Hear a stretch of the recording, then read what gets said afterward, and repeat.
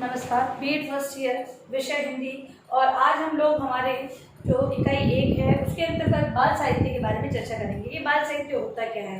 ये बहुत बड़ा कॉन्सेप्ट है। हमारे विषय के अंतर्गत, भाषा के अंतर्गत बाल साहित्य की बहुत ही बड़ी भूमिका होती है।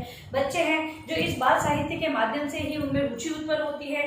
बच्चे अपने साहित्य को धीरे धीरे जब ये बाल साहित्य पढ़ते हैं तब सारी विधाओं को ज्ञान प्राप्त करते हैं। वो फिर वो आगे जाकर है वो भाषा के अंतर्गत रुचि दिखाना प्रारंभ करते हैं। इसीलिए बाल साहित्य बालकों के लिए बहुत ही आवश्यक होता है। एक परिभाषा के माध्यम से हम लोग इसको समझते हैं।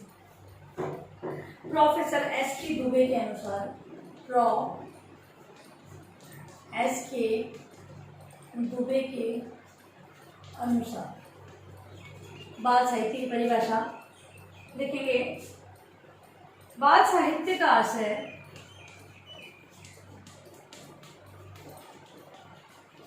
बाल साहित्य का आशय उन पुस्तकों,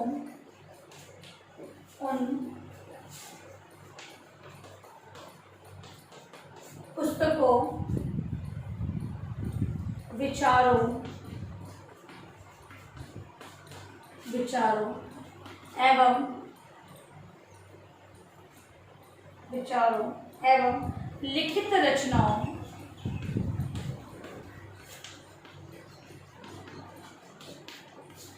लिखित रचनाओं से है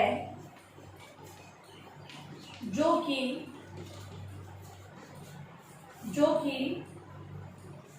बाल मनोभावनाओं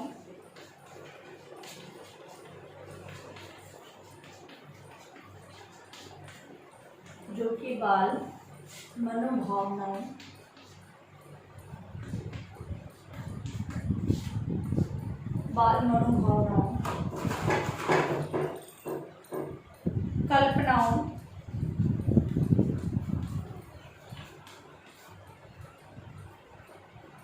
एवं बाल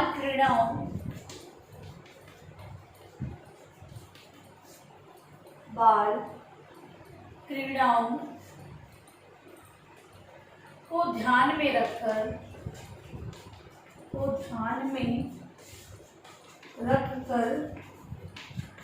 तैयार की जाती है तथा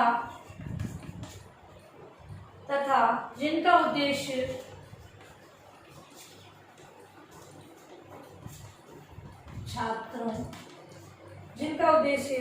छात्रों के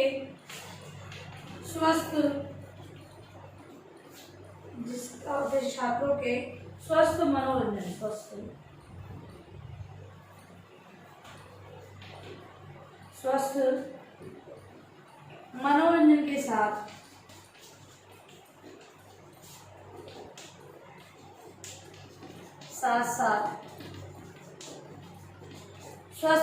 के साथ उनका सर्वांगीण विकास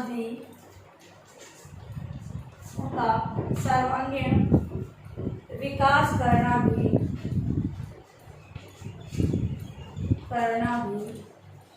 होता है।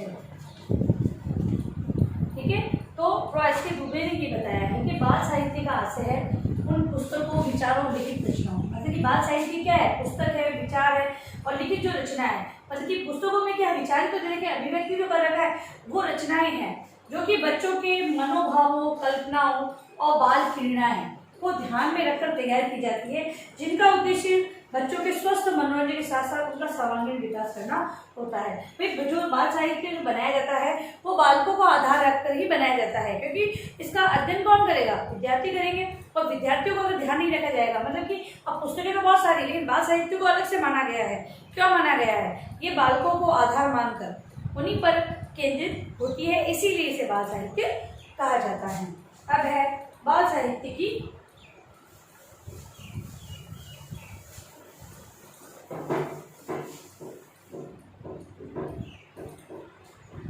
बाल साहित्य की विशेषताएं हम लोग पढ़ेंगे।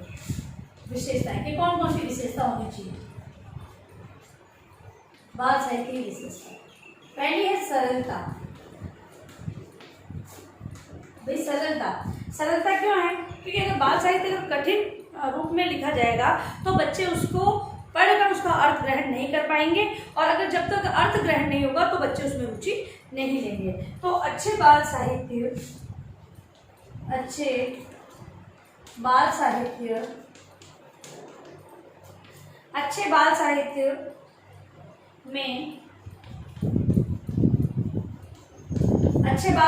में सरलता एवं बोधगम्यता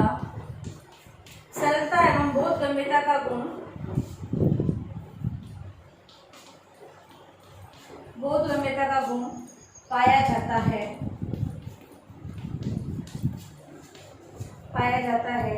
बाल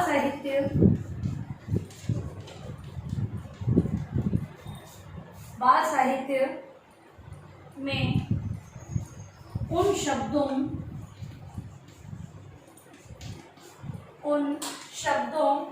के प्रयोग पर, बाल साहित्य में उन शब्दों का प्रयोग किया जाना चाहिए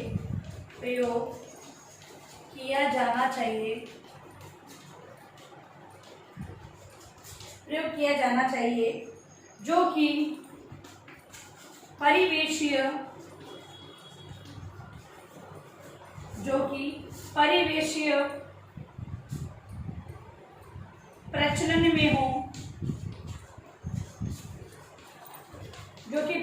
प्रचलन में हो तथा जिनको छात्र सरलता से समझ सकें।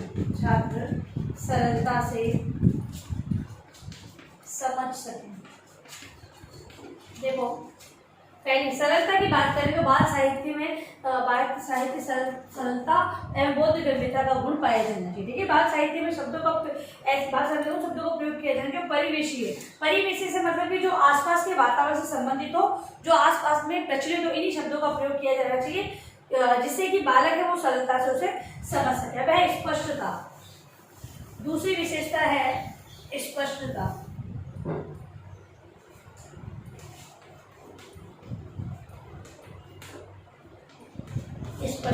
स्पष्ट होना चाहिए, बाल साहित्य जो लिखा गया है वो स्पष्ट होना चाहिए। बाल साहित्य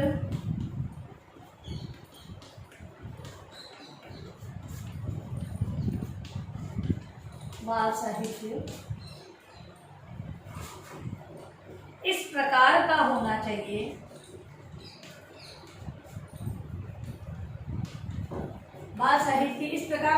चाहिए जो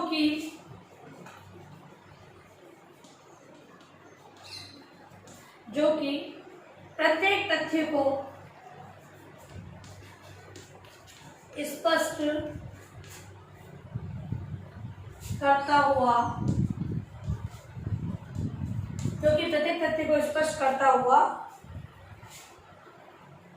चला जाए। मतलब कि इसकी रचना कैसी हो कि जिससे कि प्रत्येक बालक को वो साहित्य आसानी से समझ में आ जाए, इस प्रकार की भाषा में वो रचित होना चाहिए। फिर है ज्ञानप्रद साहित्य।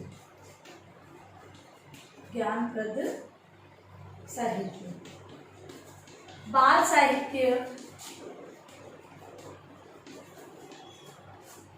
विद्यार्थियों के लिए ज्ञानप्रद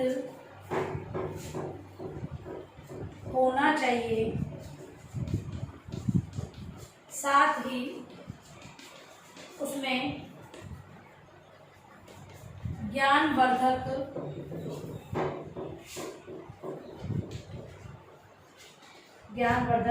तथ्यों का समावेश होना चाहिए। ठीक है, तो बाल साहित्य वो ज्ञानप्रद होना चाहिए और साथ ही उसके अंतर्गत ज्ञानवर्धक तथ्य है उन्हीं का समावेश उसके अंतर्गत किया जाना चाहिए। बच्चों के लिए केवल मनोरंजन के लिए वो नहीं होना चाहिए, मनोरंजन हो साथ ही उसके अंदर बालकों को ज्ञान भी मिले, इस प्रकार का साहित्य होना चाहिए। नेक्स्ट है स्तरानुकूलता।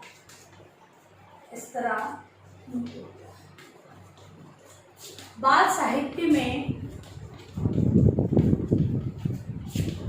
बालकों के स्तर को ध्यान में रखा जाना चाहिए। ठीक है, बच्चों के स्तर का अगर ध्यान नहीं किया जाएगा तो बालक है उसको सही तरीके से समझ नहीं पाएंगे। ठीक है, और जो संकलन है इसका संकलन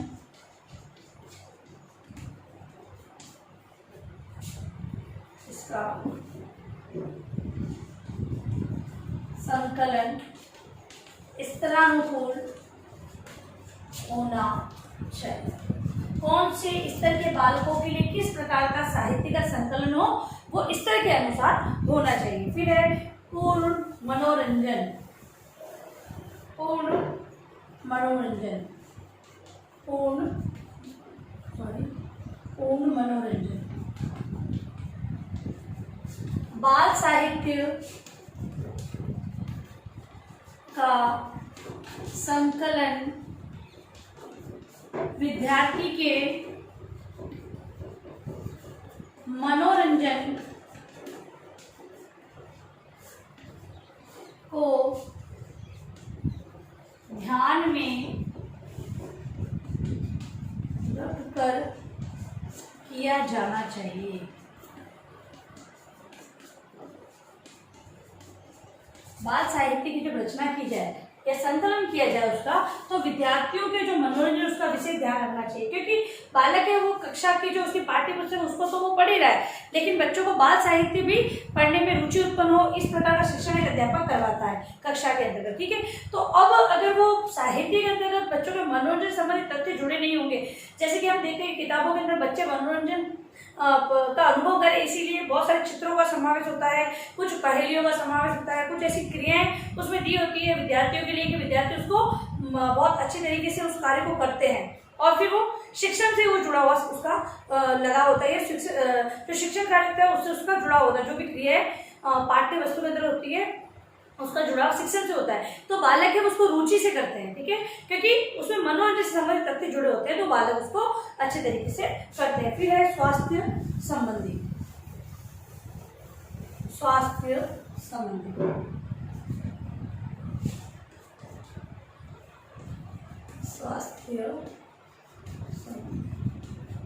स्वास्थ्य संबंधी बाल मनोरंजन बाल साहित्य के अंदर बालकों को स्वास्थ्य की कैसे बात करें, तो बाल साहित्य है बच्चों के जब हम स्तर को ध्यान रख रहे हैं तो उसमें स्वास्थ्य का भी विशेष ध्यान होना चाहिए। अगर स्वास्थ्य से हटकर कुछ ऐसी चीजें दी गई होगी तो बालक भी वैसा अनुभव करने लगेंगे। बालक है वो देखकर किसी क्रिया को करते हैं, मतलब वो अनुकरण के कार्य को अपनाते हैं। इसीलिए जब बाल साहित्य की रचना की जाए तो उसमें स्वास्थ्य संबंधित तथ्यों का समावेश किया जाना चाहिए, जिससे बालक है वो अपने आप को स्वस्थ समझे और स्वस्थ होने के लिए क्या करना चाहिए, किस प्रकार के वातावरण को अपनाया जाना चाहिए, वो सारी चीजें उस साहित्य से वो ग्रहण करेंगे। फिर है व्यक्तिगत स्वच्छता। व्यक्तिगत स्वच्छता, ये बच्चों के लिए व्यक्तिगत स्वच्छता की बात की जा रही है। ये बालकों को हम लोग जिस वातावरण में रखते हैं बालक उसी वातावरण में रहते हैं और उससे बहुत सारी चीजें वो सीखते हैं। अब अगर बाल साहित्य के अंदर स्वच्छता संबंधी, भाई बाल साहित्य में क्या दिया होता है, कोई कहानी दी होती है, कोई नाटक दिया होता है, कहीं पे मतलब कि जो हिंदी की जो सारी विधाएं हैं है ना, जो विधाओं के अंतर्गत जो हम लोग बोलते हैं कि कृतियां आती हैं उन सबका समावेश उसमें होता है और वो बालकों को ध्यान में रखकर उसका समावेश किया जाता है। तो अगर ऐसी कुछ कृतियां उसमें समाहित की जाएगी उसमें स्वास्थ्य संबंधी अच्छी आदतों का समावेश नहीं हो तो बालक भी उसी बुरी आदतों को सीखेंगे। इसलिए जब संकलन किया जाए तो स्वस्थ आदतें हैं उसी का उसमें समावेश किया जाना चाहिए। इसके अलावा अगर हम बात करें बाल साहित्य की, तो बाल साहित्य ऐसा होना चाहिए जो बालकों के संपूर्ण विकास की ओर ध्यान रखे। जैसे कि हमने पहले पढ़ा कि सर्वांगीण विकास की ओर बालकों को बढ़ाए, क्योंकि बालक है अध्यापक है अपने शिक्षण के माध्यम से बालकों में बाल साहित्य पढ़ने की रुचि उत्पन्न कर रहा है और बालक जब इस बाल साहित्य को पढ़ेंगे तो उनके अंतर्गत ऐसा वातावरण सृजित हो जिससे कि वो हर प्रकार की जो अच्छी आदतों का उसमें समावेश हो, लिखित अभिव्यक्ति, मौखिक अभिव्यक्ति, वो सारी उनके उस विकास हो, मतलब सर्वांगीण विकास की यहाँ पर बात की जाती है बाल साहित्य के माध्यम से। तो हमने विशेषता देखी और बाल साहित्य के अर्थ को देखा। ये आपको आपके होमवर्क में करके लाना है। ग्रह कार्य, बाल साहित्य से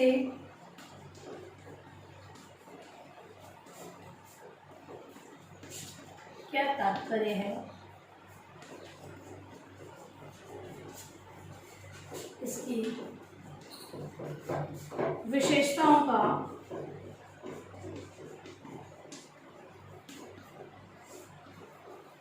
वर्णन करें। ठीक है, तो अपने उत्तर पुस्तिका में ये प्रश्न वो आपको लिखना है आवश्यक रूप से। और अंत में आप लोगों से निवेदन है कि इस कोरोना महामारी के दौर में आप लोग कम से कम या कोई आवश्यक कार्य हो तभी घर से बाहर निकलें। घर से बाहर जाते तो 3 बातों का विशेष ध्यान रखें, मास्क लगाएं, हाथों को बार बार सैनिटाइज करें और सोशल डिस्टेंस का विशेष ध्यान रखें। धन्यवाद।